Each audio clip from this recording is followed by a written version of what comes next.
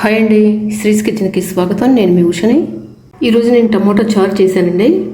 ఈ టమాటో చారు మనం ఈజీగా 5 మినిట్స్లో పెట్టేసుకోవచ్చండి. టేస్ట్ కూడా చాలా చాలా బాగుంటుంది.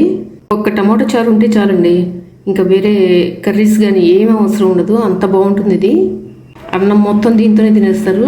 పక్కన అప్పడాలు, వడియాలు, ఊరమిరపకాయలు ఉంటే చాలు, ఇంకా అద్భుతంగా ఉంటుంది. ఈ టమాటో చారు ఎలా చేసిన ప్రాసెస్ ఏంటో మీరు ఈ వీడియోలో చూసేయండి. మనం టమాటో చారు చేసుకోవడానికి ఇలా పెద్ద సైజు ఒక 3 టమాటాలు తీసుకోండి. తీసుకుని చక్కగా కడిగేసేసి ఒకసారి కట్ చేసుకోండి. ఒక గిన్నె తీసుకుని అందులో వేసేసుకోండి.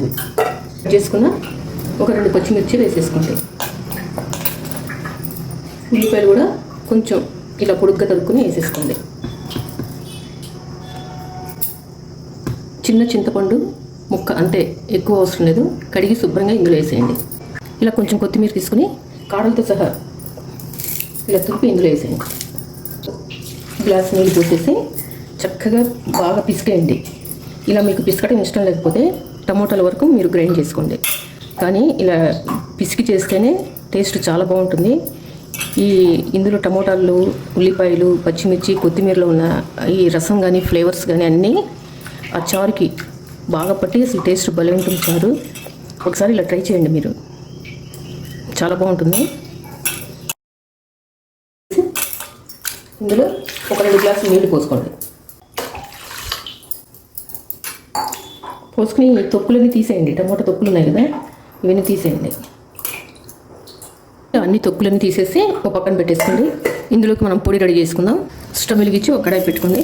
అందులోకి 2 టేబుల్ స్పూన్స్ కందిపప్పు వేసుకోండి. పచ్చిశనగపప్పు 1 స్పూను, మినపప్పు 1 స్పూను, ధనియాలు 2 స్పూన్లు, కొంచెం మెంతులు, ఎక్కువ ఇవ్వకండి, కొంచెమే. ఇవన్నీ సిమ్లో పెట్టుకుని చక్కగా వేయించుకోండి. నేను ఈ చారు పొడి చేసి నా ఛానల్లో పెట్టాను, ఎవరికి ఇంట్రెస్ట్ ఉంటే చూడండి. ఈ చారు పొడి చేసి పెట్టుకున్నాం అనుకోండి, మనం ఇంకా చారు అసలు 5 మినిట్స్లో పెట్టేసుకోవచ్చు. మనం అసలు అంత ఈజీగా పెట్టేసుకోవచ్చు. అసలు టేస్ట్ కూడా చాలా బాగుంటుందండి, అసలు గుమగుమలాడిపోతూ ఎంత బాగుంటుందో. కొంచెం వేగిన తర్వాత 1 స్పూన్ జీలకర్ర వేసుకోండి. ఇప్పుడు ఇందులోనే మిరియాలు కూడా వేసుకోండి. ఇందులో 3 ఎండుమిరపకాయలు వేసి వేయించేసుకోండి. ఇవన్నీ చక్కగా వేగిపోయినండి. ఇప్పుడు కొంచెం ఇలా కరివేపాకు కొంచెం వేయండి ఇందులో. ఇవి వేసి ఇంకా స్టవ్ ఆఫ్ చేసేయండి. ఇంకా ఆ వేడికి అవి వేగిపోతాయి. ఇవి చల్లారిన తర్వాత మనం గ్రైండ్ చేసుకుందాం. ఇవి చక్కగా చల్లారిపోయినండి, మనం గ్రైండ్ చేసేసుకుందాం.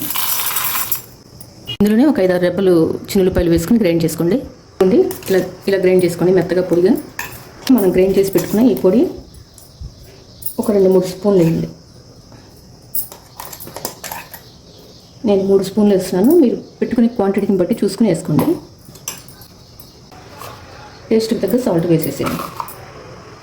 కొంచెం పసుపు, ఇందులోకి కొంచెం బెల్లం వేయండి. బెల్లం వేస్తేనే టేస్ట్ బాగుంటుంది, టేస్ట్ అనేది బ్యాలెన్స్ అవుతుంది. మీకు ఇష్టం లేకపోతే కనుక స్కిప్ చేసేయండి. ఒక్కసారి దీన్ని బాగా కలిపేసేసుకుని స్టవ్ మీద పెట్టేసుకుందాం. పక్కకి పెట్టండి, లేకపోతే పొంగిపోతుంది. ఇంకా ఉడకడం స్టార్ట్ అవ్వలేదు, ఇల్లంతా గుమగుమ వాసనలు వచ్చేస్తుందండి. నిజంగా అంత బాగుంటుంది నేను పెట్టే చారు. ఒక్కసారి మీరు ట్రై చేయండి, నేను చెప్పినట్టు చేయండి, అసలు భలే ఉంటుంది. మనం ఇందులో చింతపండు రసం ప్రత్యేకంగా పిసికి రసం వేయనవసరం లేదు, ఎందుకంటే మనం అందులోనే వేసి పిసికేసేసాం కదా టమోటాలు, చింతపండు, పచ్చిమిర్చి, కొత్తిమీర అన్ని. అందుకని ప్రత్యేకంగా పిండి వేయాల్సిన అవసరం లేదు. అసలు అందుకే చాలా ఈజీగా తొందరగా పెట్టేసుకోవచ్చండి. మీరు ఆ పొడి రెడీ చేసి పెట్టుకోండి ముందుగానే. ఒక 4 రోజులకి, 15 రోజులకో సరిపడా అసలు ఈజీగా 5 మినిట్స్లో పెట్టేసుకోవచ్చు రసం అంటే. చూడండి, ఒకసారి మీరు టేస్ట్ చూడండి, ఉప్పు కారాలు సరిపోయినాయో లేదో. అసలు అదిరిపోయిందండి, అసలు భలే ఉంది. అసలు తెలిసిపోయింది, అసలు ఇల్లంతా గుమగుమ వాసన వచ్చేస్తుంది. అసలు టేస్ట్ కూడా అదిరిపోయింది. ఉప్పు కారం ఏంటి, పులుపు ఏంటి, మన బెల్లం వేసాం కదా ఆ టేస్ట్ అసలు చాలా బాగుంది. ఇంకా మనం తాలింపు పెట్టేసుకుందాం ఇందులో. ఇప్పుడు స్టవ్ వెలిగించి స్టవ్ మీద తాలింపు పెట్టుకునే ప్యాన్ పెట్టేసుకోండి. అందులో 2 టేబుల్ స్పూన్స్ ఆయిల్ వేసుకోండి. ఇప్పుడు ఇందులో కొంచెం పచ్చిశనగపప్పు, పప్పులు ఎక్కువ వేసుకోవాల్సిన అవసరం లేదండి, కొంచెం కొంచెం వేసుకోండి చాలు. ఆవాలు, జీలకర్ర,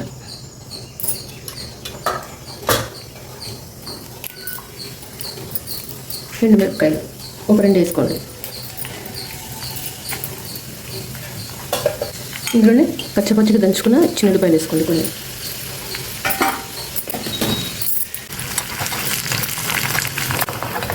ఈ పప్పులన్నీ వేగినాయండి చక్కగా. ఇప్పుడు మనం ఇందులో ఇంగు వేసుకోండి. ఇంగు మాత్రం స్కిప్ చేయకండి, టేస్ట్ చాలా బాగుంటుంది. కొంచెం కరివేపాకు వేసేయండి.